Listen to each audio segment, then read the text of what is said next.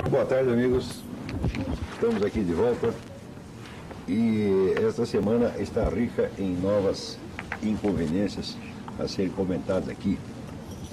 Eu acho a coisa mais notável é que em todo este episódio, vamos dizer, do dinheiro das Farc, que teria sido passado ao PT para a campanha de 2002, até agora a única coisa que se investigou foi quem foi o agente que passou a informação para a revista Veja. Exatamente como no famoso caso do Duda Mendonça, só quem foi punido foram os investigadores, que foram mandados, sei lá, para Belém do Pará, para o interior do Amazonas, etc, etc. O PT nunca foi investigado, nunca foi punido e dificilmente será, pois não existem instituições com força e independência suficiente para enfrentar esta máquina descomunal construída ao longo de 40 anos, certo? Com a ajuda e a complacência daqueles que nominalmente seriam os seus adversários.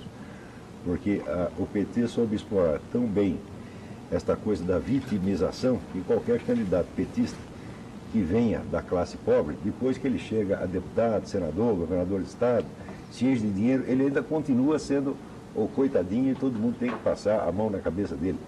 A Emiliana Benedito da Silva, do alto da sua cátedra de governador de estado, ela dizia que ela era uma mulher negra e favelada. Era mentira, ela era negra ainda, sinceramente. O cargo não muda a cor das pessoas, mas muda muito o seu estatuto social. Ela não era favelada de maneira alguma, não era um pobre coitado, ao contrário, era uma autoridade. E explorar essa condição dupla, na qual o sujeito é ao mesmo tempo a autoridade capaz de intimidar o cidadão e é o pobrezinho merecedor da pena e do perdão, né? Perdão automático por tudo que ele faça, isso aí é de uma crueldade psíquica, é de um maquiavelismo psíquico absolutamente notável. E a carreira de muitos desses políticos, não só do PT, da esquerda em geral, é baseada sobretudo nesse jogo, em que ao mesmo tempo ele faz você se sentir culpado pelas dificuldades que ele teve na infância, as quais eu, aliás, também tive, mas ninguém aqui foi culpado, e nem o PT foi culpado, foi uma coincidência, mas eles fazem você se sentir culpado pelas dificuldades que eles tiveram na infância e ao mesmo tempo fazem você sentir medo da autoridade que eles exercem agora, e andam sempre com um porrete ameaçador, como esta semana o seu Aloysio Mercadante andou brandindo contra o deputado Fraga, Alberto Fraga. Quer dizer, o que o Alberto Fraga fez foi avisar que tinha certos documentos oficiais da ABIN que revelariam esta conexão financeira PT-FARC. Isso foi o grande crime do deputado Alberto Fraga. Então, no Brasil, você denunciar um crime, o que acontece? O crime não vai ser investigado, é você que vai ser investigado e punido. E eu não tenho dúvida de que o encaminhamento das coisas será assim. Por que é assim? Porque o PT, ele se construiu como um Estado acima do Estado. Ele é um partido revolucionário, partido gramsciano. Quem não estudou as obras de Antônio Gramsci jamais vai entender o que é o PT. O PT é um partido revolucionário construído para operar a transição indolor para o socialismo, e para fazer isso é necessário que primeiro ele esteja dentro do Estado, ocupe todos os espaços possíveis dentro do Estado, mas jamais cedendo à tentação de se submeter às mesmas leis e às mesmas normas éticas que ele cobra dos outros. Isso quer dizer que as leis e as normas passam a ser, vamos dizer, uma simples algema com a qual o PT ata as mãos de seus adversários, mas às quais ele jamais se submete. Então, inclusive este episódio do dinheiro das Farc, eu acho muito estranho que só agora se tenha levantado a lebre da conexão PT-FARC, porque apareceu uma história de 5 milhões de dólares que teriam sido passados por baixo do pano. Eu acho que antes disso o PT já havia cometido crimes infinitamente maiores, tá certo? Inclusive, vamos dizer, um estelionato eleitoral monstruoso que enganou o país inteiro, dizendo que não tinha nenhuma conexão com as Farc, e tem essa conexão desde o começo da década de 90, quando foi fundado o Foro de São Paulo. Ora, na página do PT na internet ainda está publicada esta declaração, a verdade sobre a Colômbia, as Farc e o PT. Onde diz o seguinte: junto com o PT, o Partido dos Trabalhadores não tem vínculo algum com as Forças Armadas Revolucionárias da Colômbia, FARC. junto com uma centena de partidos e movimentos de esquerda da América Latina, entre os quais o PT, o PSB, o PPS e o PDT brasileiro, as Farc fazem parte do Foro de São Paulo. No Foro convivem organizações de perfil político e ideológico bastante distinto. O Partido Socialista Chileno, do presidente Ricardo Lagos, por exemplo, participou de algumas reuniões. Todas essas organizações não estão unidas por nenhum laço orgânico, pois o foro é justamente um foro de debate e não uma estrutura de coordenação política internacional. Isso aqui é uma fraude, é um estelionato monstruoso, porque basta confrontar este documento com as atas do foro e você verá que as atas são constituídas, em 80% ou 90% delas são constituídas de resoluções assinadas pelos participantes da Assembleia. É um foro de debate que sempre termina com uma resolução unânime. Resolução é uma ordem, é uma instrução aos partidos membros e não apenas a ata de um debate. Debate é um simples confronto de ideias, do qual não tem que sair resolução nenhuma. Resolução é uma decisão prática que tem que ser executada, como, por exemplo, a de Pula na eleição presidencial, ou a de condenar o governo da Colômbia como terrorista de Estado, porque ele combate as pobrezinhas das Farc, e assim por diante. Quer dizer, essas resoluções compõem exatamente, literalmente, uma estrutura de coordenação política internacional, que é o que este partido fraudulento diz que o Foro de São Paulo não é. Quer dizer, se não é, então por que ele não publica no próprio site as atas do Foro de São Paulo? Essas atas chegaram até a ser escondidas. Durante mais de um ano, o site do Foro ficou fora do ar. Quando eu comecei a usar material de lá e citá-lo nos meus artigos no Globo, o site do Foro de São Paulo desapareceu, forosaopaulo.org, desapareceu do ar durante um ano e depois voltou bastante expurgado, quer dizer, está lá só uma parte do material hoje. Felizmente nós havíamos copiado já uma boa parte e publicamos aí no www.mídiasemmascara.org. Se não fosse isto aqui, se não fosse esta nossa iniciativa, os documentos do foro estariam desaparecidos. Agora, o mais curioso é que o site do Foro São Paulo, quando você rastreia, né, pelo número IP, etc., já sabem quem são os responsáveis. É seu José Genuíno e seu Luiz Inácio Lula da Silva. Esses são os donos do site do Foro São Paulo, né? Então, quer dizer que a participação deles no foro é profunda, eles sabem exatamente do que se trata no foro e estão aqui mentindo para a população. Se este assunto, Foro de São Paulo, tivesse sido discutido nas eleições de 2002, o senhor Lula não se elegeria nem vereador. Como isto foi escondido, então foi possível vender à população aquele mito de que Lula mudou, Lula agora é bonzinho, Lula é conservador, etc, etc, etc. E todo mundo caiu nisso. Isso é um estelionato. Se isso for investigado a fundo, aí você tem elementos não só para fazer o impeachment do senhor Lula, mas para fechar o Partido dos Trabalhadores como organização fraudulenta. Então, e olha, esta não foi, vamos dizer, a única ocultação, quer dizer, as 6 testemunhas do processo Celso Daniel que foram mortas, tá certo? Ainda não se sabe quem matou, parece que morreu tudo por coincidência, combinaram de morrer assim, há poucos dias de distância, só, né, para boicotar o processo, né? Então, esse partido vem usando desse procedimento de ocultação aí faz muito tempo. Muito bem, e hoje vou deixar vocês a maior parte do programa aqui com o nosso guru, José Munir, porque ainda estou me recuperando de uma gripe terrível e não estou em condição de ficar aqui muito tempo. Mas se tiver ainda alguma pergunta da semana passada, vamos aqui para você, né, Olavo? Através da internet, o João Alberto mandou a sua pergunta. Caro professor Olavo, eu gostaria de fazer uma pergunta sobre um assunto que, na minha opinião, mereceria até um programa especial. Como é que uma ideologia tão macabra quanto o marxismo pode estar associada no imaginário popular, ao menos no brasileiro, à ideia de justiça, luta pela liberdade, ética e moralidade? Como foi possível incutir no subconsciente das pessoas de forma tão profunda e errada essa associação? Houve contribuição do vocabulário politicamente correto nesse processo?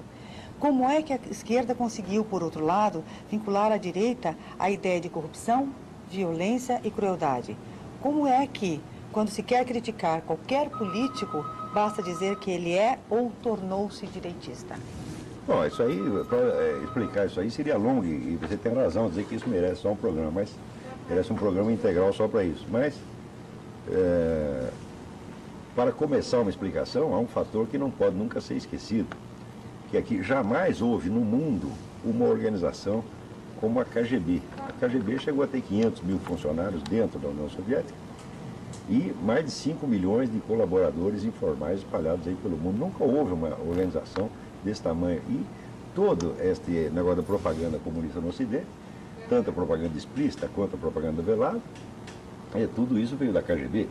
E a KGB tinha verbas ilimitadas, quer dizer, é impossível calcular o total, vamos dizer, do orçamento da KGB. Nunca nenhuma organização pró-capitalista ou cristã e tal teve, vamos dizer, 1/1000 desses recursos no mundo. Então foi uma coisa assim, um ataque maciço. Tá certo? Quando a gente rastreia isso, a gente vê que a penetração da KGB na mídia do Ocidente foi monstruosa. Por exemplo, o escritor Vladimir Bukovsky, que foi o primeiro a fazer pesquisa nos arquivos de Moscou, ele descobriu simplesmente que toda a imprensa social-democrática, a imprensa, vamos dizer, esquerda light da Europa, toda ela era subsidiada pela KGB. Quer dizer, a KGB tinha os jornais comunistas e ainda tinha os jornais da esquerda light, que de vez em quando faziam de conta que estavam contra, né? Fingiam que estavam contra a União Soviética só para poder apoiá-la nos momentos decisivos, né? Eles não pensam que a propaganda ostensiva é tudo. Muito melhor do que a propaganda ostensiva, até às vezes você pagar para um sujeito se fazer, até de seu inimigo, não o inimigo ostensivo, mas o inimigo brando, tipo tucano, né, em cima do muro. O sujeito fica em cima do muro durante 30, 40 anos e quando chega um momento decisivo em que é preciso um apoio, vamos dizer, público à política comunista, aquele sujeito é mobilizado. Isso aconteceu, por exemplo, houve um juiz da Suprema Corte americana, esqueci o nome do sujeito, Frankfurter, Felix Frankfurter. Ele nunca foi comunista, não era nem esquerdista, era um sujeito tucano mesmo, em cima do liberal-democrata, social-democrata. E o Frankfurter era casado com uma mulher que era meio de miolo mole. Então os comunistas vamos dizer, cercaram a mulher do sujeito e a chantagearam durante a vida inteira. E nos momentos decisivos em que precisava legitimar alguma posição comunista, com o pronunciamento de um homem respeitado, tido como apolítico, eles acionavam o Felix Frankfurter. Isto apareceu depois que se abriu os arquivos de Moscou. Para você ter também ideia de até que ponto eles controlavam a vida das pessoas, havia na Europa um escritor famoso que era chamado André Gide. André Gide era homossexual e depois que se abriu os arquivos de Moscou, se viu a lista dos moleques que saíram com ele, uma boa parte foi plantada lá pela KGB para chantagear o homem. Só que no caso do André Gide não funcionou, ele nunca aceitou ser chantageado, era um homem, o André Gide era meio maluco, mas era honesto, então a chantagem não funcionou. Em outros casos, o próprio escritor americano Sinclair Lewis, eles chegaram a tramar o casamento do Sinclair Lewis, botaram uma mulher da KGB para casar com o sujeito. Então, quer dizer, a penetração desta entidade no Ocidente é uma coisa monstruosa, descomunal, como aqui mesmo no Brasil. Aqui foi a KGB que montou a operação que levou a nossa mídia a acreditar que os Estados Unidos, a CIA, armou o golpe de 64. A CIA e o FBI forjaram uma série de cartas, espalharam para a mídia em abril de 64 e todo mundo acreditou. Até hoje isso aí circula como se fosse coisa líquida e certa. Mesmo depois que o autor da operação, que foi o agente tcheco Vladislav Bitman, confessou que foi ele e a equipe dele que fizeram tudo. Quer dizer, não adianta o criminoso confessar, né? O outro continua acusado. Né?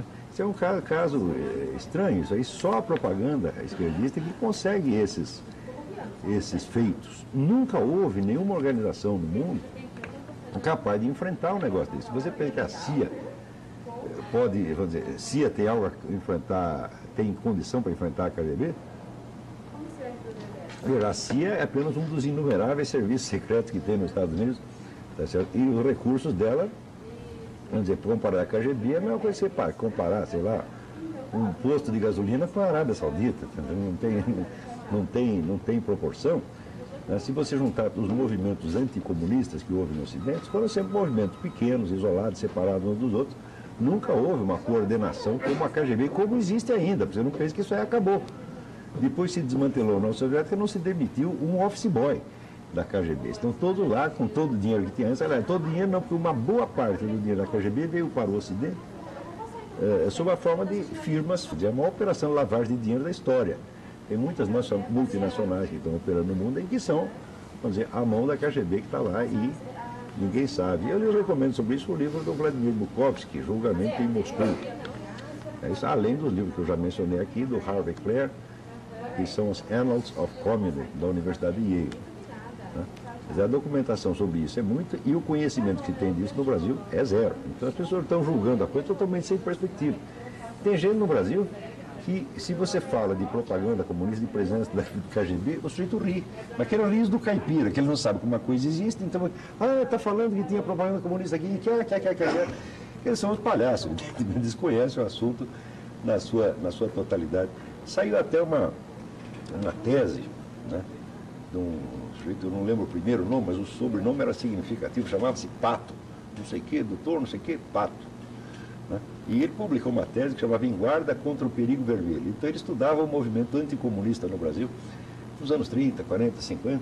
Né? E estudava todo o movimento anticomunista, fazendo abstração do movimento comunista. Então só dizia o que a propaganda anticomunista afirmava. E nunca dizia se aquilo é verdade ou não. Quando você vai conferir hoje, você vê que tudo o que os caras diziam, mesmo as coisas que pareciam mais malucas, hoje tem uma prova de que era verdade.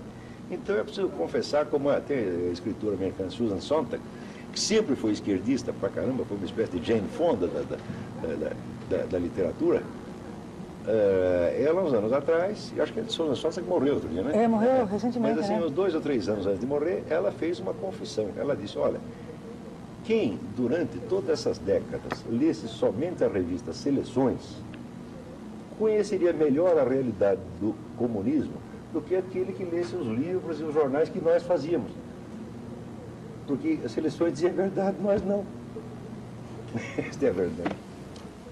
Continuando aqui, eu vou registrar aqui a participação da Ione do Centro Cívico. Vi algumas reportagens sobre a ligação do PT com as Farc e acho que, se realmente for verdade essa informação, tudo em torno de nós torna-se assustador. A população tem que tomar conhecimento deste assunto.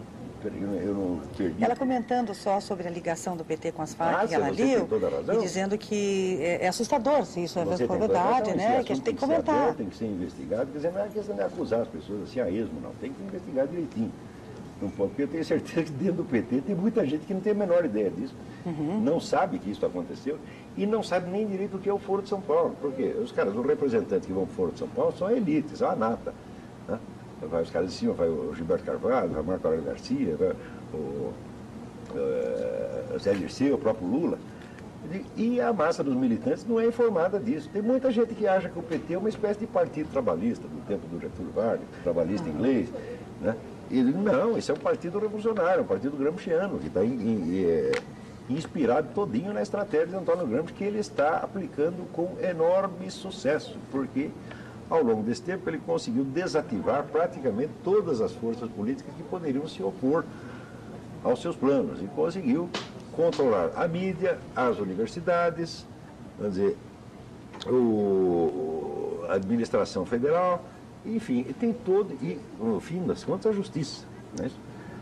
Então hoje não há mais quem possa investigá-lo, muito menos puni-lo. Agora, tem o seguinte, não é que ele consiga fazer grande coisa, não. Ele conseguiu controlar a situação de tal modo que ele não faz nada, não consegue fazer nada, mas ele também não deixa ninguém fazer nada. Então, a história do Brasil é essa, quer dizer, o PT simplesmente entupiu o fluxo da vida nacional. O que ele não pode fazer, ninguém pode fazer, e ele não deixa ninguém mais fazer nada.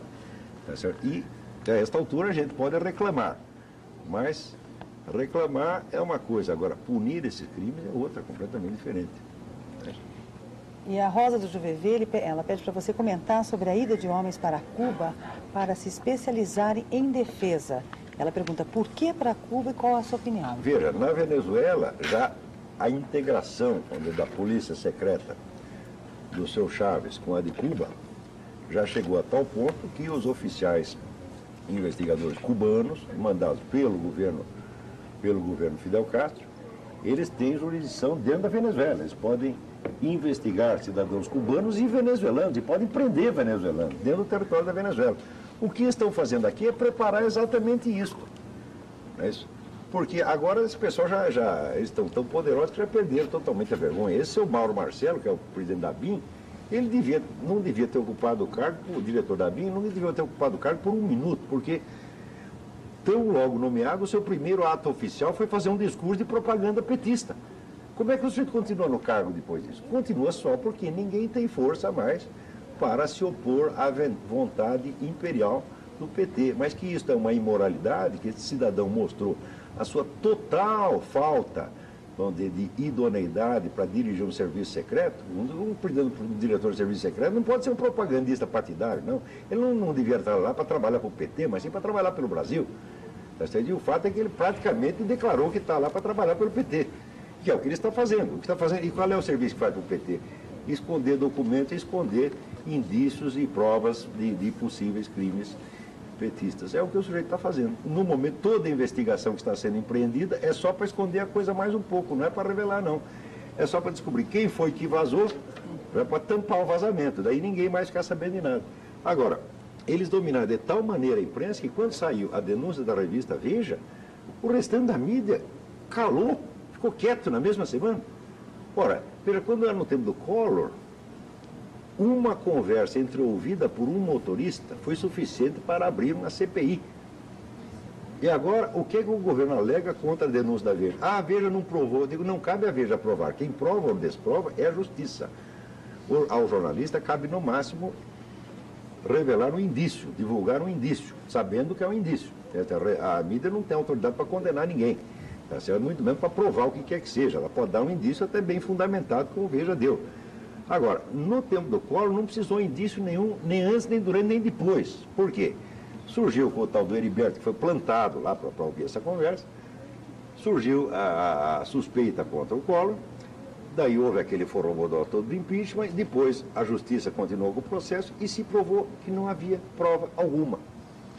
Isto é sentença da justiça, não havia prova alguma contra o Collor, nem depois dele ser punido.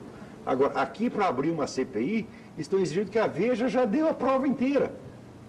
Quer dizer, é claro que é 2 pesos, 2 medidas, mas eles sabem que é. E sabe o que essa gente faz quando vê alguém exigindo, cobrando do PT? Ah, vocês agiram de tal maneira contra o Collor, agora vocês querem, vamos dizer, uma lei especial para vocês. Eles riem disso. Porque eles acham que isso aí é a ética burguesa, é a moral burguesa, que acredita na igualdade dos direitos e deveres. Tá certo? Para o revolucionário, a moral burguesa é ridícula. Então eles riem disso aí. Quer dizer, esse pessoal está enganando a nação inteira e estão rindo de nós.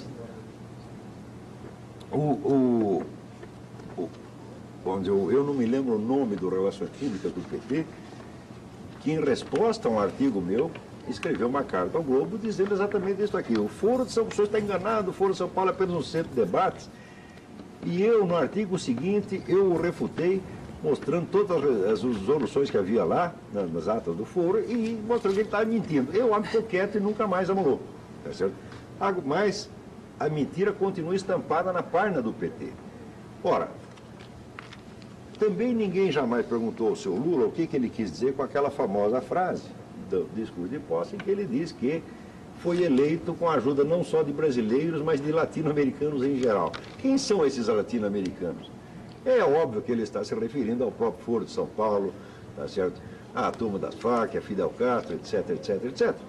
Quer dizer que o sujeito vai lá e confessa que houve uma ajuda estrangeira, que houve uma intervenção estrangeira durante a nossa eleição e ninguém reclama. Quer dizer, esse partido realmente ele se coroou com direitos muito especiais que nenhum partido jamais teve. No entanto, isso não é a extensão do Partido Revolucionário, é exatamente esta: entrar no Estado para sugá-lo, derrubá-lo, debilitá-lo e transformar-se ele no próprio Estado. Isto já está acontecendo no Brasil. E todo mundo deixou acontecer. Empresariado, justiça, a mídia, todo mundo achou bonitinho porque os petistas eram os pobrezinhos que tinham vindo, né, tinham vindo de baixo, coitadinho, mereciam todo o apoio. E olha aí, ó, eles subiram na vida e nós todos estamos descendo. E quanto mais sobem, mais ambiciosos se tornam. Agora mesmo estava vendo esse negócio que quantos ele contratou aí, para aqui. 114.158 funcionários. Ao custo de 1,8 1 bilhão e 600 milhões por ano. Isso aí é uma brincadeira. Eu devo ver um cálculo também que, quer dizer, o gabinete do Lula, ele custa mais do que a Casa Real da Inglaterra. Quer dizer, e ainda fazem, estão torrando dinheiro, e dizem, nós somos pobrezinhos, nós viemos de origem humilde, e ainda vai lá um monte de banqueiro passar a mão na cabeça do coitadinho.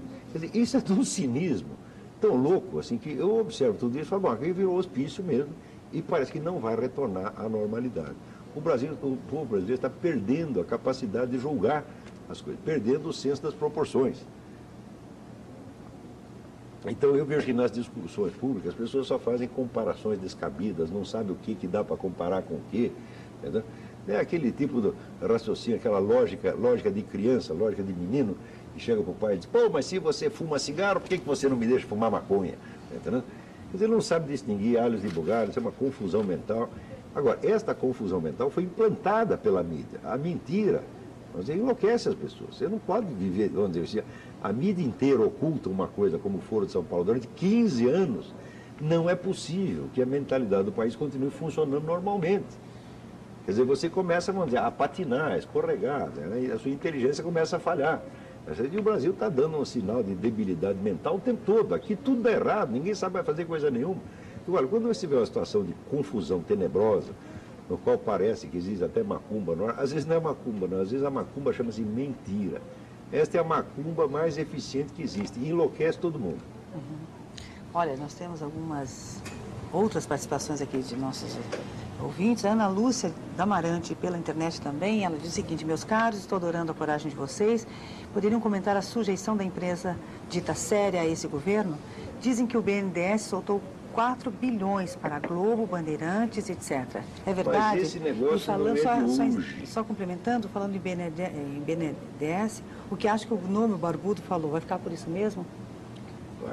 Vai sim, vai sempre isso mesmo. Ninguém vai fazer nada contra isso, por quê? Porque não há mais forças políticas organizadas capazes de se opor a isso, nem instituições independentes o suficiente para punir esta gente. Essa coisa se tornou demasiado poderosa. Só se organizar alguma coisa a partir de agora, mas até agora não existe, não.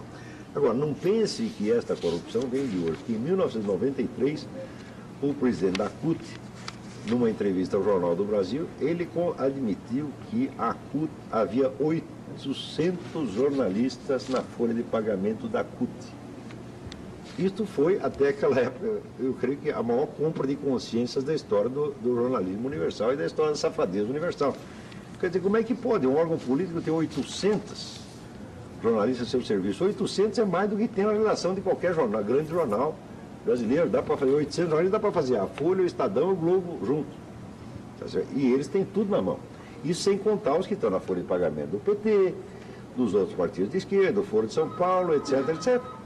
Ou seja, tem tudo. E, além de ter tudo, ainda tem a Arquidiocese de São Paulo, tem toda esta, quer dizer, praticamente toda a igreja brasileira, a igreja no Brasil se tornou um órgão do PT e nada mais, não há uma religião nenhuma, quer dizer, a igreja no Brasil, não pensem que a igreja católica que tem no Brasil é a mesma que tem no restante do mundo. Então, não, já é um negócio diferente. Quer dizer, para chegar a um cisma, só falta dar o nome cisma, porque ela já procede como uma igreja cismática mesmo. Quer dizer, uma igreja totalmente, vamos dizer, cúmplice do comunismo, tá certo? E que está aí para servir a qualquer partido esquerdista que suba ao poder. Tem as ONGs internacionais, sobretudo americanas, Fundação Ford, Fundação Rockefeller, Fundação MacArthur, tem o dinheiro da comunidade europeia, e, em suma, é uma coisa descomunal. E é por isso que, contra todo este negócio, só tem este programa aqui feito por pessoas que trabalham de graça. Porque, vamos dizer, para comprar horário na televisão, quem é que pode? Você pega os grandes canais de televisão, viraram órgãos de propaganda comunista, mesmo assumida. E não dão esse nome porque não tem coragem, porque eles querem mentir. Tá certo? Então, por exemplo, toda esta onda anti-americana que sai no Brasil, 90% das notícias que saem contra os Estados Unidos nesse país são falsas. É só você ter tempo e examinar as fontes de uma por uma. Eu me lembro aquela história, por exemplo, do Donald Rumsfeld, que passou em todos os canais a história de que houve um bate-boca entre ele e os soldados americanos lá no Iraque, porque os soldados estavam revoltados com a falta de equipamento. Não é nada daquilo, mas nada. Quando você vê a transcrição do que os caras falaram, não foi nada daquilo. Quer dizer, esses jornais todos estão mentindo. Eles foram dominados por uma elite mesmo esquerdista disposta a usar esses jornais como instrumento de transformação social, instrumento de manipulação. Isso é feito conscientemente, não é uma questão apenas ter um viés, ter um preconceito. Não, isso é uma coisa deliberada, porque é constante demais. Tá certo? Os caras sabem o que estão fazendo. Então, meu amigo, sobretudo os senhores que são os donos dos canais de televisão, sabe o que os senhores são? Ó, vou dizer aqui, ó. Useful idiots. Todos os donos dos grandes canais de televisão são idiotas úteis. Os senhores são manipulados por jornalistas espertos. Eles ajudam o senhor a ganhar dinheiro. E, como você acha que dinheiro é tudo, o senhor entrega o poder na mão deles. E eles usam esses canais de televisão para acabar com a classe burguesa a qual os senhores pertencem. Não que eu ache a burguesia linda. A burguesia é uma bela porcaria. Porém, os burgueses, pelo menos, eles querem apenas ganhar dinheiro. Agora, esta elite comunista que está subindo, eles querem dinheiro, querem poder, querem a nossa vida, querem a nossa mente, querem a nossa alma, querem tudo. Tá certo? Então, eu prefiro os velhos burgueses, né, que se contentam com ganhar dinheiro, mas pelo menos deixavam a gente falar o que queria, sempre teve liberdade. Agora, a partir da hora que sobe essa elite esquerdista, a liberdade acabou. Você vai ver que nos grandes jornais e nos grandes canais de televisão, você não tem mais espaço, por exemplo, para um debate franco. Por exemplo, algum debate franco pró ou contra a invasão do Iraque? Não. Era o contra e o contra. Um lado é o contrário, o outro lado também é contrário. Então, o resultado, vocês, telespectadores brasileiros, vocês não estão sabendo de nada, vocês estão sendo manipulados por mentirosos, tá certo? Não é um outro, não, é 100%. Você pega todos os comentaristas de mídia brasileira, são só propagandistas anti-americanos e vocês acreditam. Eu digo, você pode ter todo o direito de acreditar, mas desde que você tenha a informação dos dois lados. Mas aqui não tem. Não tem nenhuma. É zero. Por exemplo, esta semana teve uma manifestação em Taiwan, 1 milhão de pessoas na rua, tá certo? Contra a nova lei chinesa que reduz a ilha a um estado de sujeição oficial. Saiu em algum jornal brasileiro? Quer dizer, a China, já com a marinha chinesa toda ali em volta, vota uma lei na qual, se Taiwan proclamar a independência, vai ter invasão imediatamente. O pessoal da ilha protesta, sai na rua, aqui não sai uma palavra. Vocês estão entendendo? A classe dos jornalistas que está fazendo isso é uma classe de empulhadores comunistas. Tá certo? Alguns com todo o controle da situação, outros colaborando por medo, outros por falta de vergonha na cara, outros por oportunismo e outros simplesmente por comodismo, para não ter que brigar com os colegas. Porque eu sei o ódio que os meus colegas jornalistas têm das coisas que eu estou falando. Esse ódio não vai durar para sempre, porque eles não têm força de caráter para odiar por mais do que alguns anos. Depois eles mesmo esquecem. Né? Mas eu sei, né, tanta hostilidade que tem. Basta você dar uma notícia que eles não querem, e eles jamais te perdoam. Quer dizer, não é que eles não querem que você diga, não, eles não querem que você pense, eles não aceitam que exista alguém que sabe algo que eles não querem que saiba. Quer dizer, é uma coisa de uma tirania mental fora do comum. Então, é isso que nós estamos vendo, e é justamente por causa disso que surge esse programa. O próprio programa é um sintoma de uma situação anormal. Porque é um programa feito somente por voluntários, que não ganham nada com isso. Tá certo? Então, nós estamos cumprindo o nosso dever, evidentemente. Mas tem gente que está ganhando aí 20 mil, 30 mil, 40 mil, 70 mil, tem salário desse tipo na mídia. Tá certo? Para enganar você. Inclusive o Cacá Camargo, ele por e-mail, ele fala que ele é Carlos Renato Camargo, Cacá Camargo, ele tem 25 anos, é presidente estadual da Juventude do Partido Progressista e vice-nacional. Ele diz que é um grande admirador do trabalho de vocês, obrigado. Assiste todos os programas, e ele diz assim, representa a maior juventude partidária do país, sempre aparece muito na imprensa, e ele diz assim que, inclusive, deve se lembrar de mim, porque nas últimas eleições ele respeitei, diz ele, meu partido, que declarou apoio ao PT no segundo turno aqui em São Paulo. Mas é mesmo, ainda bem que existem isso. jovens honrados como você que são capazes Daí ele fala assim, de botar a boca no trombone. Ele é um anti-esquerdista, sou um anti-esquerdista, não estou à vontade em meu partido por participar do governo Lula. Recebi sondagens do PSDB e do PFL. Então ele gostaria de saber, Olavo, se vocês estão ligados a algum partido político, se você, né, e gostaria de saber como participar mais ativamente do Mídia Sem Máscara, principalmente lá em São Paulo, porque ele é de São Paulo, o Cacá Camargo. Para você participar do Mídia Sem Máscara na internet, é só você escrever para o Edward Wolff ou o Paulo Diniz, que são os editores. Você pode escrever, por exemplo, para Wolff, wolff@mediasemmáscara.org, e manda lá as matérias que você tiver, e o Wolff vai ler, e se tiver em boa, vai publicar mesmo, tá certo? Agora, você pode vir aqui nesse programa nos dar uma entrevista, contar como é que está esse negócio de juventude partidária e se ainda há condições para tocar uma organização desse tipo no país. Será um prazer recebê-lo aqui, viu? Sem dúvida. E olha, o Péricles pergunta, senhor Olavo, qual jornal que o senhor escreve para que eu possa acompanhar? E gostaria de confirmar, pelo que eu entendi do que o senhor está falando, o Lula vai continuar no poder para sempre? O Lula é eterno, meu amigo. Tá certo? Ele tem Deus, assim, e logo um pouquinho, né, 2 centímetros abaixo, tem Lula. Você não percebeu ainda, pô?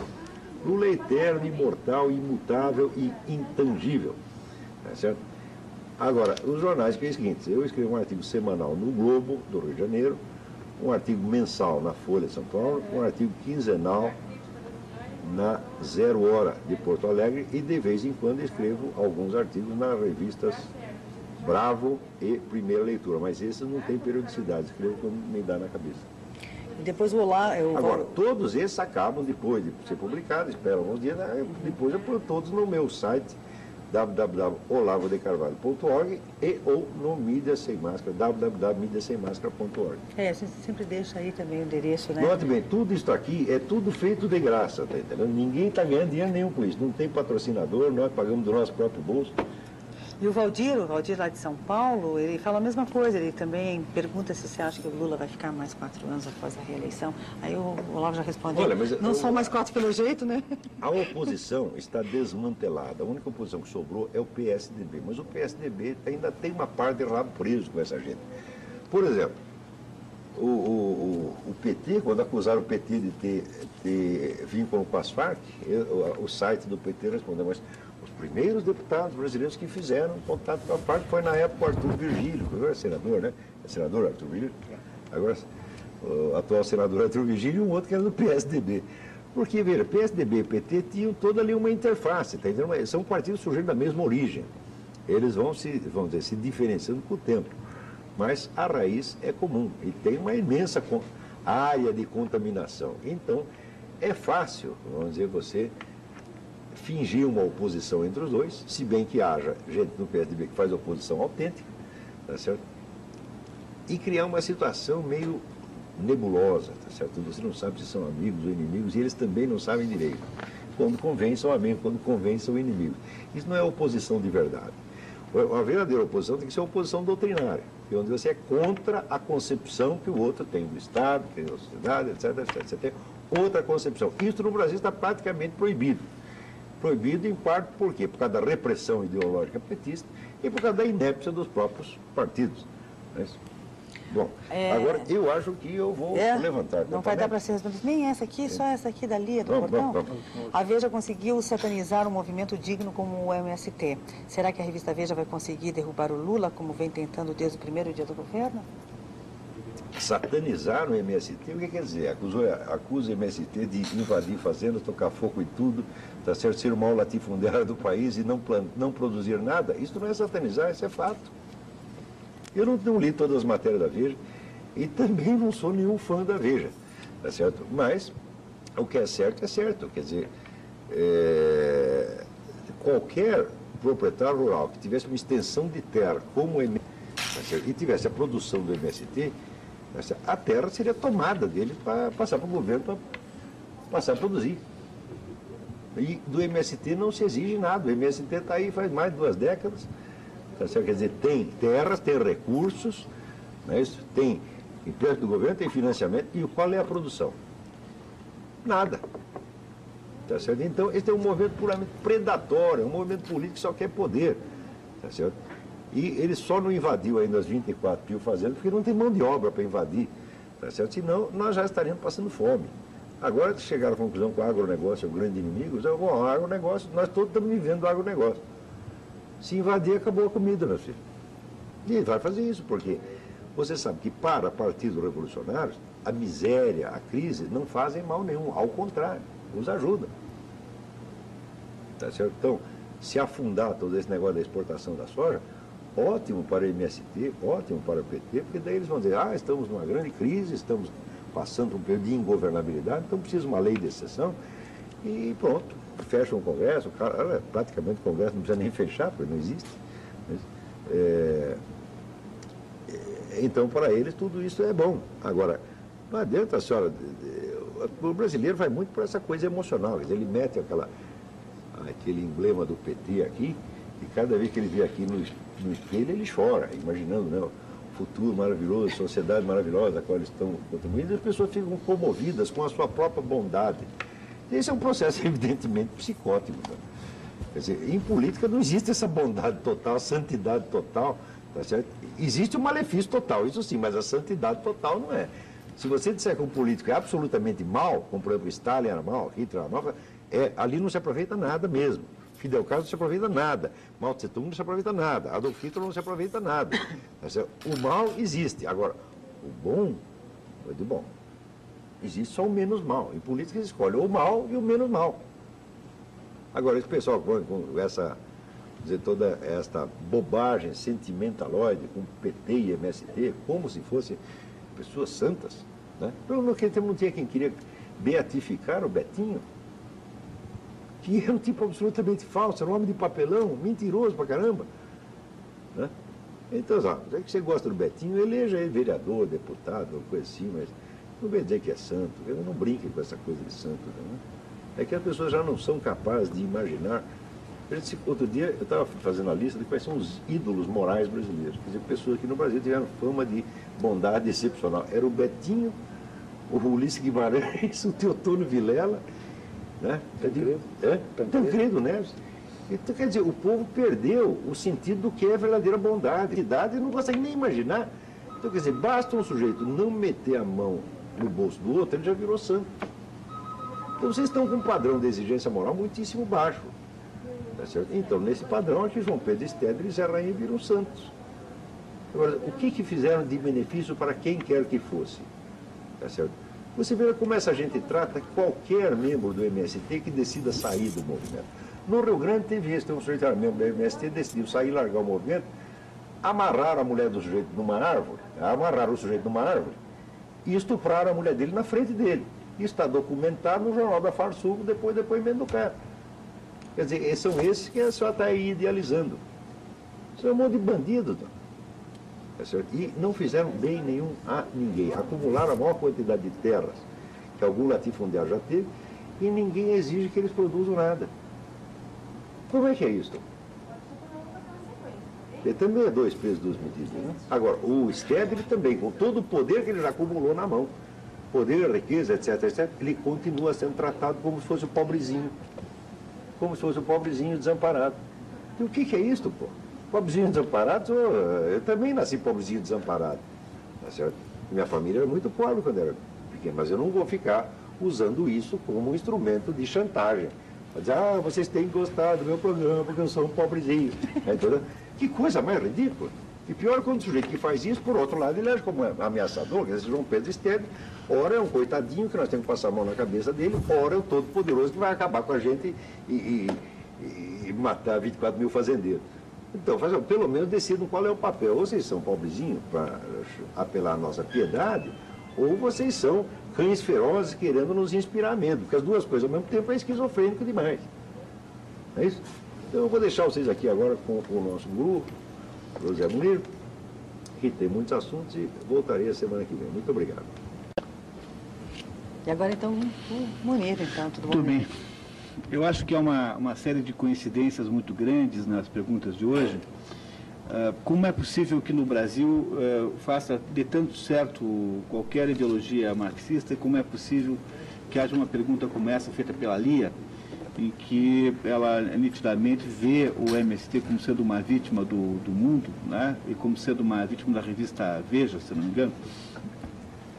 Eu acho que tem uma razão para explicar esse modo de pensar brasileiro, que eu acho que ele que permeia quase tudo que a gente encontra por aí, e quando alguém se refere a questões sociais. Veja, uma das características, um dos traços mentais mais claros, mais notáveis da mentalidade brasileira, é o culto à inveja. Os brasileiros são invejosos. Então, eu queria dizer isso com toda a clareza, porque somos assim mesmo, e todos somos vítimas disso, todos somos capazes de nos comportarmos assim, mesmo quando nós baixamos um pouquinho a guarda, mesmo as pessoas mais decentes e mais equilibradas, às vezes são capazes de fazer com toda a clareza, terem um comportamento completamente invejoso. Então é assim, toda vez que alguém diz que está do lado dos despossuídos, ou toda vez que alguém diz que alguém que alguém tem uma situação privilegiada, automaticamente todos os brasileiros colocam-se numa postura de apoiar qualquer espécie de perseguição.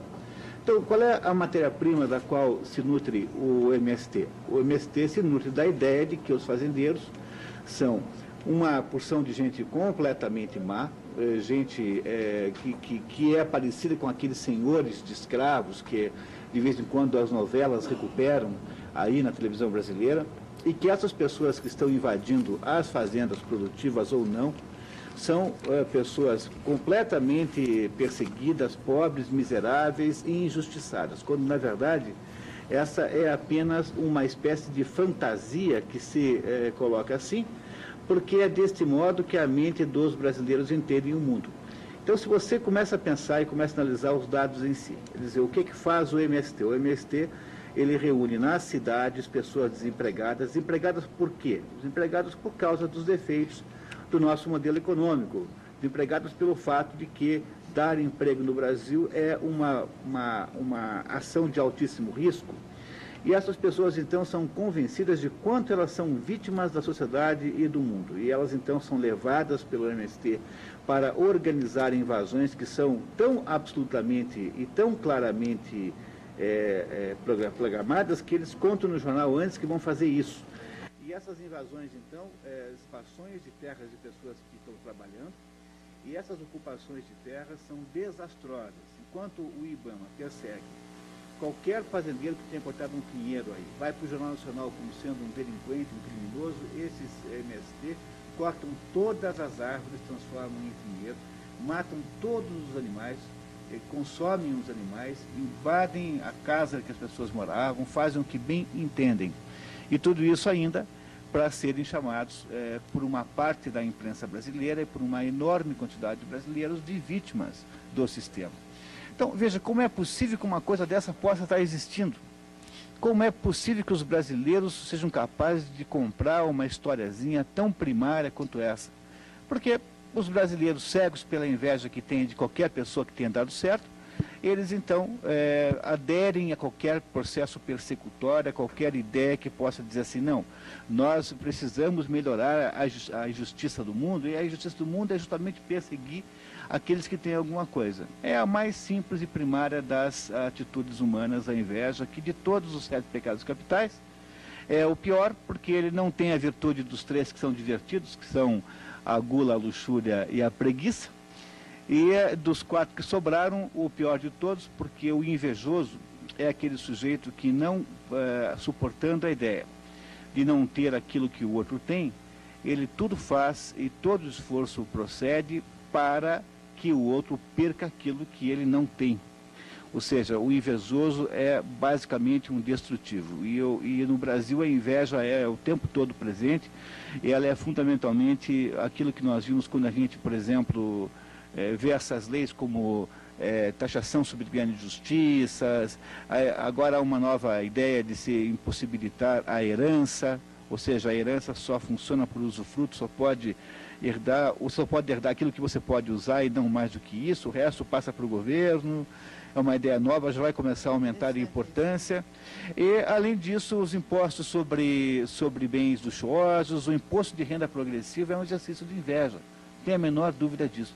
Agora, não há a menor chance da gente deixar as pessoas ricas perseguindo os que deram certo, porque são os que dão certo que vão gerar o emprego para aqueles que não têm nada. Então, um país cheio de invejosos é um país que fica pobre, que é o caso presentemente, não estou fazendo nenhuma profecia, estou só constatando a realidade, e que não só fica pobre, mas é um país que fica muito mal, de modo geral. Por quê? Porque todo tipo de barbaridade motivada por uma pretensa justiça passa a ser justificada e apoiada popularmente. E essa é a raiz do apoio ao MST, por exemplo. Temos umas perguntas para vocês aqui. Vamos lá. Vamos lá? O Ivan, do Jardim América, pergunta o que você acha, Brunet, da legislação trabalhista, se ela é um entrave para o nosso país, mesmo sabendo que os salários brasileiros são os menores da América Latina. Pois é, os salários brasileiros são muito baixos justamente por causa, entre outras razões, da legislação trabalhista. Deixa eu ver se vocês compreendem. Toda vez que eu entro em um debate sobre esse assunto, eu sempre sugiro que as pessoas que têm amores pela nossa legislação trabalhista, é claro que eu estou aqui excluindo aquelas pessoas que vivem dela. Há uma enorme quantidade de brasileiros, que é todo o estamento jurídico do direito do trabalho, todos os advogados das duas partes, todos os juízes, procuradores, promotores, funcionários públicos, enfim, essa gente acha que não se deve mexer em legislação trabalhista, porque, obviamente, isso pode gerar a possibilidade de que elas percam o emprego, né? Então, a título de autodefesa do seu emprego, elas continuarão apoiando isso. Agora, aquelas pessoas que não estão interessadas no emprego na legislação trabalhista, tipicamente, o cidadão que é empregado, que está me ouvindo agora, que tem um emprego em qualquer lugar aí, certamente você não está feliz com o seu salário. Pode ser até que esteja um outro, a maioria dos senhores certamente acham que ganham pouco. Mas por que vocês ganham pouco? Vocês ganham pouco porque as organizações, em geral, precisam criar uma espécie de seguro contra a legislação trabalhista que consiste fundamentalmente numa redução da remuneração média. Então, você não percebe isso porque todos os empregadores fazem igual, porque estão todos eles sujeitos à mesma legislação. Quer dizer, se a legislação trabalhista não existisse na atual forma, se ela fosse diminuída a uma infinidade do que ela é, ou melhor, se fosse, como eu sempre tenho sugerido, se só se pudesse reclamar na justiça os últimos 3 meses e nada mais do que isso, ou seja, se houvesse uma possibilidade de tirar a legislação de cima dos patrões, as pressões para aumento de salário teriam sucesso rapidamente, ou seja, o Brasil aumentaria muito a renda de cada um, na medida em que fosse possível se livrar desta espada de Damocles que para o tempo todo sobre a cabeça de quem dá emprego. Ou seja, dar emprego no Brasil é uma atividade mais ou menos socialmente vista como sendo uma atividade criminosa. Bom, depois que você passou todos esses anos, desde o tempo de Getúlio Vargas. Getúlio Vargas assumiu o governo em 1930. De lá para cá, a partir de 40 e alguma coisa, você tem isso que nós chamamos de legislação trabalhista. Se depois de 60, 70 anos de criminalização de quem dá emprego, seria uma coisa muito assustadora e muito estranha que houvesse emprego farto, fosse fácil contratar uma pessoa, mas justamente acontece ao contrário, porque você já fez a pedagogia para o empresário deixar de ser burro. Então uma coisa que possa existir hoje na vida de uma empresa é tentar se livrar das pessoas. Quanto mais máquina tiver, melhor.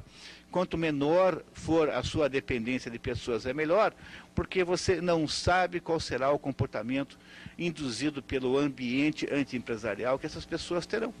Então, essa é a razão pela qual no Brasil ter um emprego é mau negócio. Você não ganha dinheiro tendo um emprego, porque o emprego no Brasil é um ato criminoso, criminalizado por quem?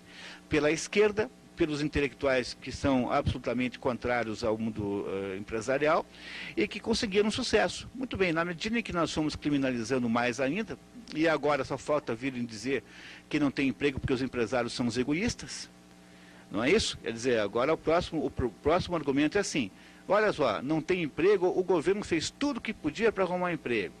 Mas não tem emprego por quê? Porque os empresários são maus. Então nós vamos obrigá-los agora a fazer qualquer coisa, como baixar o tempo da jornada de trabalho sem redução de emprego, ou vamos obrigar as empresas a terem uma quantidade X ou Y de funcionários de acordo com o seu faturamento, ou tentar fazer o que tentando fazer agora na tentativa de consertar esta medida provisória 232, que aumenta aí o imposto de renda das pessoas jurídicas prestadoras de serviço, dizendo o seguinte, que aquelas que tiverem X% do faturamento correspondente à folha de pagamento, essas não serão penalizadas. Olha, quer dizer, é pior, muito pior a emenda do que o soneto, porque no fundo, o que o governo está querendo fazer é obrigar as empresas a se colocarem numa postura de absoluta subserviência a um funcionáriozinho do Ministério do Trabalho, por exemplo, que está profundamente convicto de que a empresa é uma entidade usurpadora de direitos, uma atividade delinquente. Com esse grau de desconfiança, esse grau absurdo de distorção da verdade, o Brasil nunca vai ser um lugar que tenha bons empregos. Essa que é a realidade nua e crua. Vamos continuar discutindo todos os anos, como sendo o mais importante problema nacional, se o salário mínimo é 310 ou 295. Vocês não acham uma coisa ridícula um país desse dar tanta atenção a uma coisa como o salário mínimo? É o cúmulo de preocupação com coisas minúsculas. E por que isso é assim? Por quê? Porque nós não conseguimos deixar as pessoas que querem fazer trabalhar. O mundo administrativo, o mundo legislativo, o mundo governamental é apenas um amontoado de obstáculos e de impedimentos, empecilhos para que nada aconteça. E é assim que nós conseguimos ter uma economia que é 5% da economia americana. Também não sei se vocês se deram conta disso, mas a brasileira, o Brasil tem a mesma área continental dos Estados Unidos. É um pouquinho mais novo. Tem um pouco menos de população. Eles devem ter alguma coisa como 50% a mais de população. No entanto, o PIB dos Estados Unidos é 20 vezes maior do que o nosso. Vocês não acham isso uma coisa surpreendente e extraordinária? Como é possível um país tão criativo como o nosso, com gente tão capaz de trabalhar, todo mundo trabalha aqui e se esforça? Como é possível que a gente não consiga ganhar dinheiro com a nossa criatividade e inteligência? E a razão pela qual nós não ganhamos dinheiro com criatividade e inteligência é que nós não temos a capacidade de aceitar a realidade de que um mérito é mais importante do que o favor, de que a sua competência, o seu talento deve ser mais bem remunerado do que as pessoas que você conhece, porque nós achamos todos, no fundo, que o Estado deveria nos sustentar. E como nós não vamos nunca encontrar no Estado uma fórmula que gere riqueza e prosperidade, nós seremos uma sociedade que continuaremos invejando aqueles que deram certo. Como a nossa fórmula não funciona, nós ficaremos colocando a culpa naqueles que estão funcionando. E desse jeito o Brasil continuará sendo um país eco, o Brasil continuará sendo um país de renda muito mediana, um país que sempre estará muito aquém das suas potencialidades. Opinião, qual seria então uma forma, uma solução para isso? Mudar tudo? Como que seria? Você acha que isso poderia funcionaria melhor? Dar liberdade para negociação total? Bom, exatamente a fórmula eu não sei e nem seria o caso de trazer aqui, mas eu consigo estabelecer as diretrizes fundamentais que deveriam estar aí funcionando. Primeira diretriz. A diretriz é o seguinte: vamos nos tratar como adultos. Muito bem, então se um certo indivíduo, um cidadão, tem 18 anos, pode votar para presidente da República, se pode ser convocado para ir à guerra, pode doar sangue, pode comprar e vender, pode assumir paternidade e maternidade, tem direitos civis plenos e totais, por que essa pessoa tem que ser tutelada pelo Estado na hora que arruma um emprego?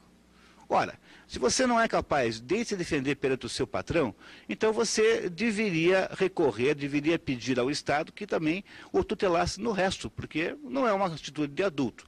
Então é o seguinte, os indivíduos fazem acordos entre si. Esses acordos podem ser de qualquer jeito.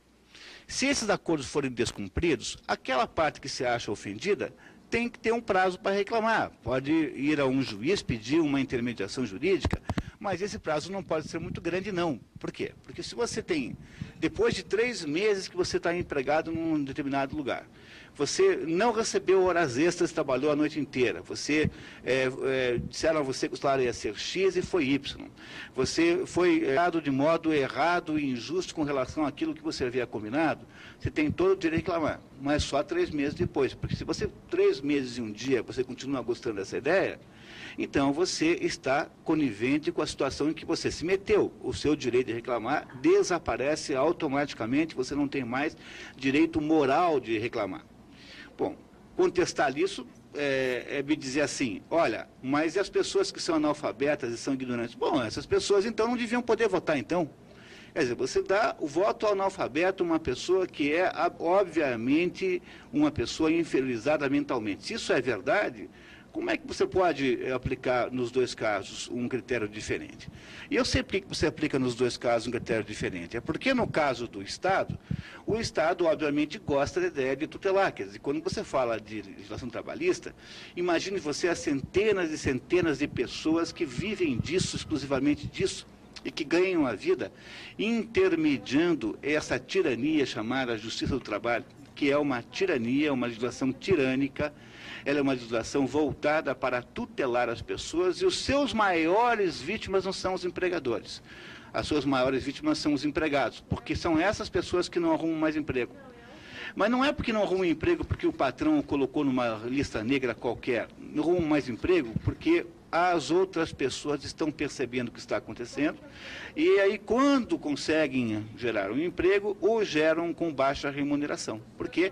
Porque é preciso que nós tenhamos alguma espécie de reserva, é preciso que os empregadores tenham uma espécie de, cobrem uma espécie de prêmio de seguro dos empregados para os próximos acontecimentos desastrosos que irão acontecer no contexto da legislação trabalhista. A Jaqueline do São Brás, Mira, diz que com análise deste quadro político-econômico tão nefasto que vigora no país, o que o povo brasileiro pode esperar? Um grande abraço a todos, em especial para você, porque ela é sua ex-aluna. Que bom ouvir você. Né? Olha, eu acho assim, que as coisas não estão perdidas. Em primeiro lugar, temos que parar de apoiar políticos totalitários. Então, a primeira providência é não cair como bobo na conversa que essas pessoas fazem com você. Toda vez que um político vier falar com você e disser assim, que ele, na sua última gestão, produziu 200 leis sobre qualquer coisa, você já o exclui da sua possibilidade de voto, porque o sujeito que produziu 200 leis em 4 anos é aquele sujeito que gerou 200 empecilhos na sua vida, criou 200 obstáculos. Apoie aqueles políticos que não geram leis e que se esforçaram, no contrário, para retirá-las e não para colocá-las. Segundo, nunca acredite num político que diz que vai resolver o problema para você. Quando diz para você que ele vai resolver o problema do Brasil, se você o eleger, ele vai dizer assim, você me dá o teu dinheiro e eu resolvo o teu problema. Só que o problema nunca desaparece porque ele, na verdade, não está interessado em resolver o seu problema, e muito pior do que isso, porque se ele resolvesse o problema, ele não teria mais nenhum argumento para pedir o seu dinheiro. Então, o que o PT resolveu? Resolveu o problema? Resolveu. O PT deu emprego para 114.158 funcionários em 2 anos. E esses 115 mil pessoas aqui eram pessoas ligadas à militância do PT, com toda certeza. Essas pessoas estão com a vida arranjada. De onde é que veio o 1.600 bilhões que eles estão recebendo agora? Num país em que o superávit primário não paga a dívida pública. Esse 1.600.000 aqui veio do seu bolso, que está me ouvindo aqui. E como é que você entregou para o governo isso? O governo falou para você que era para o Fome Zero, falou que para você que era para acabar com a justiça do mundo. O governo disse para você que era para boas razões. E mais do que isso, não foi só o governo quem falou para você isso. Foram os economistas dos bancos que disseram para você que o governo agora tem uma coisa chamada equilíbrio fiscal, que isso é uma coisa muito boa, que o Brasil nunca teve. E então o modo de manter esse equilíbrio fiscal quer dizer, que significa arrecadar pelo menos a mesma quantidade de dinheiro que você gasta, é o modo que impede que você discuta a razão, as destinações para quais o dinheiro arrecadado vai. É mais ou menos uma espécie de lei da responsabilidade fiscal, em que o governador, o prefeito, até mesmo os órgãos estatais ficam limitados a um certo teor de endividamento, mas nunca ninguém vai perguntar para eles onde é que eles estão gastando dinheiro. E na medida em que esse endividamento parece que vai ultrapassar os limites, a melhor e mais fácil maneira de lidar com isso é aumentar os impostos. Portanto, a lei de responsabilidade fiscal, no fundo, é apenas uma justificativa moral para que os impostos cresçam. Então, é preciso que a gente, em primeiro lugar, que nós nos resguardemos com essa conversa. Não dá para a gente resolver todos os problemas do mundo, mas é preciso, em primeiro lugar, dizer não de modo assintoso a todos os políticos ligados a projetos de esquerda. Se todos são ligados a projetos de esquerda, escolha aquele que parece estar menos à esquerda. Escolha aquele que tem um potencial menor de se imiscuir na sua vida pessoal. Aquele que tenha, provavelmente, a cara menos humana. Porque os mais perigosos são justamente aqueles que têm uma postura de ter um rosto completamente humano, porque é a partir deste rosto humano que eles pegarão todo o seu dinheiro para botar no bolso deles. É um golpe velhíssimo, em que a população brasileira, por ser absolutamente influenciável, é capaz de cair com uma rapidez muito grande. A Joana do Alto da Glória, ela pergunta para você se tem algum livro que você tem escrito, porque ela gostou muito dos seus comentários. Então, tem um livro chamado A Economia do Mais, que é um livro que apresenta uma maneira de produzir desenvolvimento econômico que não seja pela intervenção estatal. Então, até agora, quase sempre, quando alguém fala em desenvolvimento econômico, e isso é um defeito dos meus colegas economistas, preciso aqui me compenitenciar com eles, né? De modo geral, imagina-se que vai ser o desenvolvimento econômico seja um ato governamental, seja uma ação do governo, mas, na verdade, desenvolvimento econômico é uma ação da comunidade. É preciso entender que se a comunidade não deseja melhorar e se desenvolver, não será o governo que fará isso. O governo fará de conta que faz isso. Ele vai pegar seu dinheiro para fazer isso por você, mas vai gastar com ele e não com você. Agora, se você quer compreender de fato como faz, era bom dar uma olhada nesse livro, A Economia do Mais, editado pela Tríade Editora. Está disponível em algumas livrarias em Curitiba, se eu não me engano, tem na livraria do Chaim, que agora eu me lembro rapidamente. Ok, então tá aí o recado para a Joana. A Rosita do Cristo Reis, que quando vejo algum programa sobre política e economia, ela logo muda de canal. E hoje muito se surpreendeu pela inteligência, coerência com que as coisas estão sendo faladas, a clareza nas ideias, e que é fundamental ao bom entendimento. Parabéns ao senhor Munir. Obrigado. O Jonas, senhor Munir, muitos aspectos que foram comentados por você, ele está de acordo com a verdade, né? Estão de acordo com a verdade. Contudo, é importante salientar que muito dessas mazelas que o país possui não aconteceram hoje, vem de décadas. O Brasil pode não ter apresentado um crescimento extraordinário, mas se compararmos a épocas passadas, estamos galgando pontos extremamente positivos. Você concorda com isso? Olha, Jonas, a gente, como está no meio da confusão, às vezes tem um pouco de dificuldade de ver. É possível que eu esteja, de alguma maneira, desmerecendo algum ponto positivo. É verdade, pode ser. Mas eu queria muito lembrar você algumas coisas fundamentais nas quais você deveria prestar atenção. Olha só, há um economista chamado Paulo Rabelo de Castro que criou uma imagem fundamental, muito inspirada para explicar o atual estado da economia brasileira. Ele diz assim, que a economia brasileira parece com uma grande roda gigante. O que acontece numa grande roda gigante é que uma hora você está embaixo, outra hora você está em cima, mas você não para de mudar de lugar. Estando embaixo, estando em cima, a roda gigante não sai do lugar, pelo menos não deveria sair, né? Quer dizer, a sensação que você tem é que você subiu, mas logo em seguida você cai. Então, nós tivemos no primeiro ano do governo Lula um crescimento econômico igual a zero. No segundo ano do governo Lula, nós tivemos um crescimento econômico de 5%, vai sair os números agora, 5,5%, qualquer coisa. Quando você divide 0 mais 5,5 por 2, dá 2 e alguma coisa. Então, o crescimento econômico real foi 2,5%. Ora, 2,5% é um pouco mais ou menos parecido com a nossa taxa de crescimento populacional. Ou seja, sob o ponto de vista absolutamente, rigorosamente matemático, nós continuamos na mesma. Os brasileiros não enriqueceram nem um centavo nesses 2 anos. Por quê? Porque a população cresceu também, a renda per capita continua a mesma. Bom, no ano de 2005, tudo indica que, e isso o próprio IPEA, que é um órgão do governo, admite, o crescimento não será maior do que 3%, ou seja, está se aproximando da média de 2,5%. Será que ao haver qualquer distúrbio externo, porque também não deixemos de considerar que nunca houve na história do Brasil recente 2 anos tão bons sob o ponto de vista externo, ou seja, a economia internacional é uma maravilha. ela produz preços muito bons para as nossas commodities, os capitais internacionais vieram para cá com afluência, o juro americano não foi competitivo, de modo que nós não concorremos com os Estados Unidos. Enfim, será que, ao haver qualquer distúrbio externo, parece que há nuvens negras no horizonte da economia internacional? Será que nós não vamos acabar o 4º ano do governo Lula com zero de novo? Ou seja, se você vai pegar essa média toda aí, acaba dando 2%, que é a ideia justamente da roda gigante. Você nunca sai do lugar de verdade. E por que você não sai do lugar de verdade? Porque uma economia só cresce de verdade quando ela consegue botar as pessoas para trabalhar. Então, o Brasil tinha que ter um choque de liberdade de trabalho, e não um choque de restrições ao trabalho. Não pode nada. Você não sabe o que é o inferno de abrir uma empresa. Você que fez a pergunta, faça uma experiência. Abra uma empresa de mentira para ver como é que é.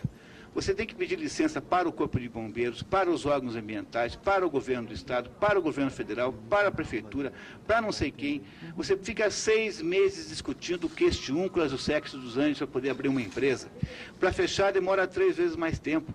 Quer dizer, como é que pode imaginar um país que vai ficar rico assim? Não dá.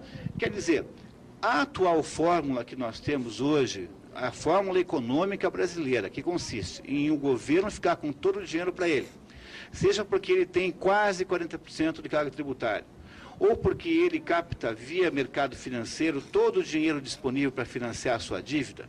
Quer dizer, esta fórmula, eu garanto a você, não vai gerar progresso nenhum. O Brasil não vai enriquecer assim. O Brasil só vale 5% do PIB americano. Você acha que isso é alguma coincidência?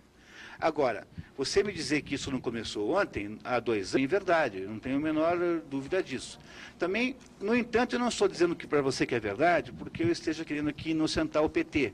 O PT tem 20 anos de idade, e durante 20 anos o PT, na sua ação legislativa, passou 20 anos criando um pedaço dessa situação, opondo-se a tudo quanto foi reforma, criando todo tipo de empecilho, enfatizando e apoiando todo tipo de privilégio de pessoas que vivem às custas dos outros, que eram sua base eleitoral. Quem é a base eleitoral do PT? Era fundamentalmente o funcionário público. Esse era que é o eleitor do PT. Ou seja, há 20 anos faz que o PT está criando as condições institucionais para que a situação tenha chegado no ponto que chegou. Então, não adianta ficar falando agora em herança maldita, porque isso é mentira. Não tem herança maldita nenhuma. A herança é a herança dele mesmo. Ele mesmo gerou uma herança que ele agora assumiu. Agora, é claro que também é anterior aos 20 anos do PT, claro que é.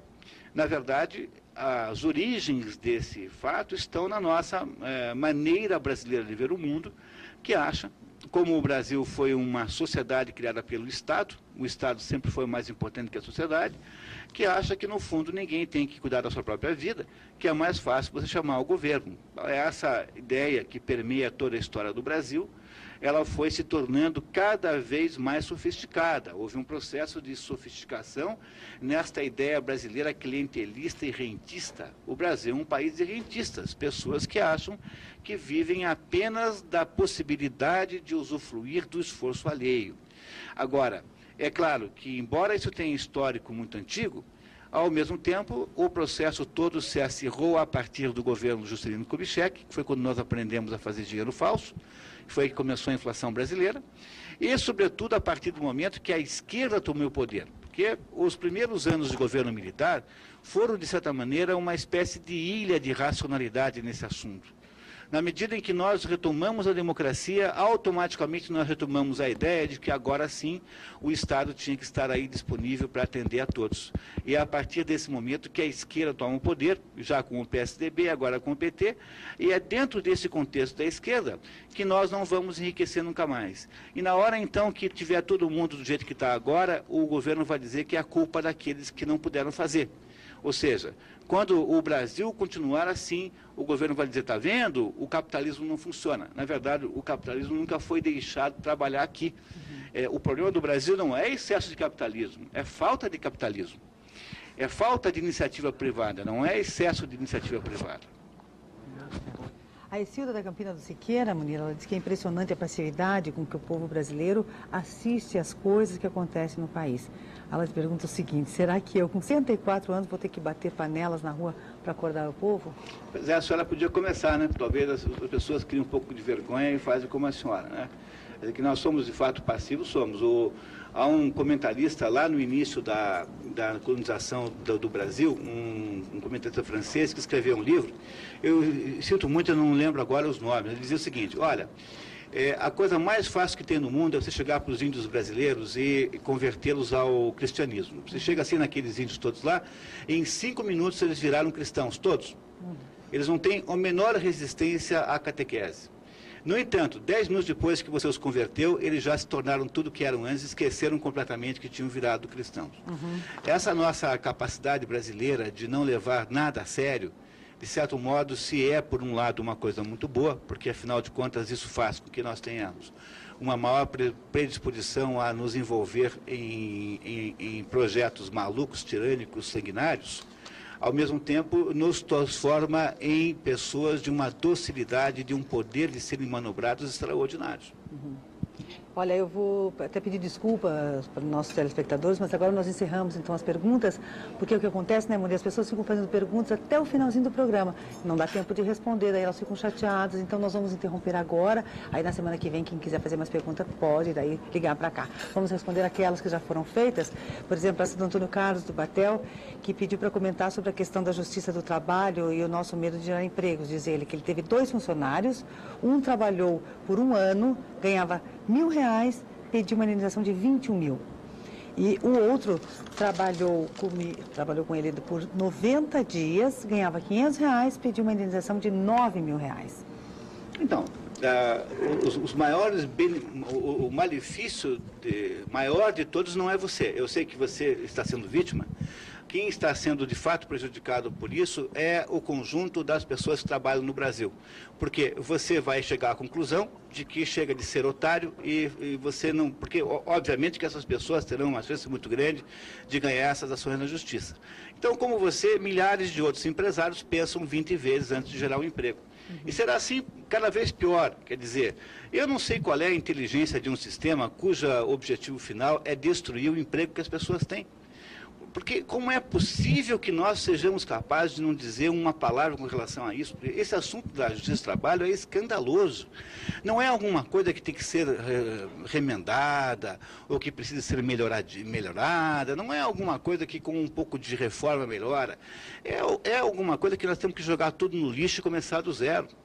Porém, o Brasil não entende porque as pessoas aqui não fazem ligação entre causa e efeito. Então, as pessoas não entendem que esses salários ridículos que elas ganham acontece por causa do apoio que elas dão a um sistema absolutamente tirânico de perseguição de quem gera emprego. Qual é o sentido que tem de você perseguir quem gera emprego? Não tem nenhum cabimento isso. E qual é o resultado disso no final das contas? É ou emprego nenhum ou emprego ruim, pois ninguém pode reclamar. Se você apoia o sistema de justiça do trabalho, você não tem o direito de reclamar. Agora, se você não apoia, comece a contar para os outros isso. Vamos ver se a gente consegue fazer alguma coisa nesse país para gerar um impedimento institucional para alguma barbaridade institucionalizada estatal como essa. Então, eu acho que você tem toda a razão, sinto muito, mas você ainda, ironicamente, não é a maior vítima. A maior vítima são esses outros fulanos aí, outras pessoas como essas que pediram essas indenizações e que não vão ter outra chance de conseguir porque não vão arrumar outro emprego. E o Alexandre do Centro, eu gostaria de saber se existe alguma forma jurídica de se opor ao aumento do salário dos políticos. Não, tem fórmula, eu não sei, não sou advogado. No entanto, eu sei por intuição e por experiência de vida que mais importante que qualquer fórmula jurídica é a fórmula política. Então, politicamente é possível se opor. Tanto é que a primeira tentativa que foi feita pelo novo presidente da Câmara foi obstada politicamente, não juridicamente. Ao contrário, né? Para que houvesse o aumento por via jurídica, ele teve até a assessoria do presidente Jobim, do Supremo, que queria, por todo modo, conseguir que isso acontecesse de um jeito ou de outro. Eu, pessoalmente, não tenho lá muita implicância com isso, não. Eu acho que o problema maior, o maior malefício que essas pessoas fazem, não é ganhar bons salários. Se eles tivessem dobrado o salário, não que eu acho que isso fosse uma coisa boa, mas eu acho que esse dos malefícios é o menor, porque o maior malefício de todos não é eles ganharem salários exorbitantes. Podem ser injustos, mas eles não acabam com o país. O pior é eles ganharem salários exorbitantes, ou qualquer salário que fosse, e ficarem apoiando todo tipo de medida totalitária, persecutória e tirânica no país.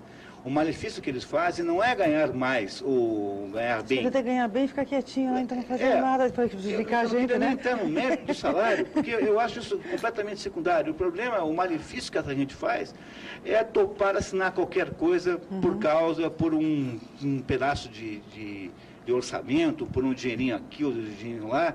Quer dizer, a maneira como no Brasil se assinam as leis, como se fazem as leis aqui, é uma coisa absurda. As pessoas assinam qualquer coisa. Nesse momento, daqui a 24 horas em Brasília, essa gente vai estar assinando qualquer barbaridade, contanto que tenha sido bem negociado com eles. Eles não têm a menor preocupação sobre qual é o impacto que isso tem na vida de quem está nos ouvindo, das pessoas que trabalham, por exemplo. Então, o Brasil é uma fábrica de leis absurdas, e é por essa razão que as leis não pegam. E graças a Deus que não pegam, porque se pegassem, o Brasil seria completamente inviável. As leis não pegam quando elas não correspondem à estrutura da realidade, ou seja, quando elas não refletem uma possibilidade da existência humana. Então elas não pegam. Metade do Código de Trânsito não pega, porque é absurdo. Vocês imaginem, por exemplo, que há uma regra no Código de Trânsito que uma colheitadeira para passar do lado esquerdo da rodovia para o lado direito tem que ser colocada sobre um caminhão, atravessar a rodovia, que são 20 metros, sei lá, 15 metros, e de ser descarregada do outro lado. Vocês conseguem imaginar uma coisa dessa? Quer dizer, será que alguma pessoa que está me ouvindo, que já viu um pé de couve real no mundo, porque se você nunca viu na sua vida um pé de couve e o seu filho tem medo de galinha, você é um sujeito urbano que não tem ideia de que é a vida real no mundo real. Agora, qualquer pessoa que tenha um mínimo de experiência do mundo real, verdadeiro, que viu já uma plantação de alguma coisa, que botou a mão numa plantinha de soja, qualquer pessoa sabe que uma regra como essa da colheitadeira é impraticável. É por isso que as leis não pegam. Elas não pegam porque elas não são feitas de acordo com as possibilidades de existência da existência humana. Elas são delírios de políticos enlouquecidos. Esses delírios aí são pagos todos por nós. Por quê? Porque nós não temos um poder nenhum, absolutamente nenhum, de cuidarmos da nossa própria vida. Fomos nós que pedimos que eles façam isso. O Ocimar de Santa Felicidade, Munir, ele me pede para explicar por que, sendo o Brasil autossuficiente em relação aos combustíveis, né, 95%, tem a gasolina tão cara? Porque metade é imposto. Metade do que você paga na gasolina, para não ser justo, 46%, se eu não me engano, é imposto. Então, se não houvesse imposto nenhum sobre a gasolina, se ele fosse menor, você pagaria cerca de metade do que você paga. Por isso. Agora, eu imagino que nessa pergunta esteja aí implícita uma preocupação com o fato de que nós cobramos do consumidor de gasolina aqui, ou de derivados de petróleo em geral, o preço da gasolina internacional, ou seja, o preço do petróleo, que a Petrobras contabiliza como custo, é o preço internacional do petróleo, não é o custo efetivo de pesquisa, extração e refino. E isso é assim porque o petróleo é aquilo que os economistas chamam de commodity. Commodity é uma coisa comum, commodity significa isso, uma coisa que ocorre comumente. Então os produtos comoditizados, eles são apressados de um mesmo modo sobre todo o planeta. Pela mesma razão pela qual a Petrobras considera o preço do petróleo o preço internacional, nós também consideramos o preço da soja, por isso aqui também o internacional. Disso não há o que reclamar. Agora, a mereção é imposto. Essa é a razão pela qual você paga muito pela gasolina que você põe no seu carro. E o Moacir do Parolim, ele pergunta por que a mídia, a grande imprensa, ao fazer pesquisa econômica, pergunta aos grandes banqueiros como anda a economia. A tendência dos grandes bancos não é puxar a sardinha para o lado deles? É claro. É aquilo que eu digo, tem dois tipos de economista na praça hoje, o economista de banco e o economista de governo. O economista do governo é aquele economista, foi ato falho, é aquele economista que pretende apoiar as decisões totalitárias do governo. E os economistas de banco representam aquelas pessoas que acham que tanto faz que o governo tem aí, tanto faz se esse governo é totalitário ou não, contanto que ele remunere os seus investimentos. Então, os banqueiros olham para o governo da maneira mais cínica possível. Para eles, tanto faz. Aliás, o capitalismo é assim. O capitalismo não tem nenhuma preocupação com o sistema político em que ele está inserido. O capitalismo funciona em qualquer sistema político, porque o capitalismo não é um sistema político. O capitalismo é um sistema econômico. Então, tem capitalismo quando tem comunismo ferrenho, só que ele vira mercado negro. Tem capitalismo na economia mais liberal politicamente do mundo, como, por exemplo, os Estados Unidos ou a Holanda. Tem capitalismo nos países semi-comunistas, ou naqueles, por exemplo, que o comunismo é o governo, é o exército, como no caso da China. Ou seja, para o capitalista, tanto faz como é o governo. O que os capitalistas querem só é receber a remuneração pelo seu dinheiro. E é por isso que eles são inocentes úteis, porque os governos já aprenderam, os piores e mais totalitários governos aprenderam, que se você der ao capitalista o dinheiro que ele quer, ele dá a você todo o apoio que ele precisa para construir o socialismo. Então, é claro que quando os jornais perguntam só para os banqueiros ou para os seus economistas como vai ao Brasil, é claro que todo mundo acha ótimo, né? Então, você passa o dia inteiro ouvindo a CBN, professor. A CBN é um órgão que entrevista o tempo todo economistas de bancos. Eles acham que o governo vai muito bem, que o Brasil vai muito bem. Por quê? Porque as pessoas que têm dinheiro no governo têm uma grande probabilidade de recebê-lo de volta com lucros, com juros altíssimos. O problema do Brasil não é as pessoas que estão no sistema financeiro. O problema do Brasil são essas pessoas que estão na rua empurrando o carrinho. E essas que não saem da miséria porque o sistema as impossibilita de fazê-lo. E acho que a última pergunta que avisaram agora, nós temos 2 minutinhos para o encerramento, inclusive na cidade de São Paulo. Reprise, mas é reprise em São Paulo só, né? A reprise em São Paulo, na TVA, né? A partir das 18h30 até às 20 horas. A última pergunta, então, Munir, o João Alfredo pergunta, você acha que a única saída do Brasil é Galeão ou Cumbica? O Afonso Pena também é internacional agora. Agora é. Né? Poderia ser o Afonso Pena para dar uma cor local. Eu acho que a gente tem que fazer tudo o que a gente puder no nosso pequeno entorno. Se nós pudermos produzir no nosso entorno uma realidade, ou seja, pudermos produzir um ambiente voltado para as coisas reais, verdadeiras, estaria muito bom.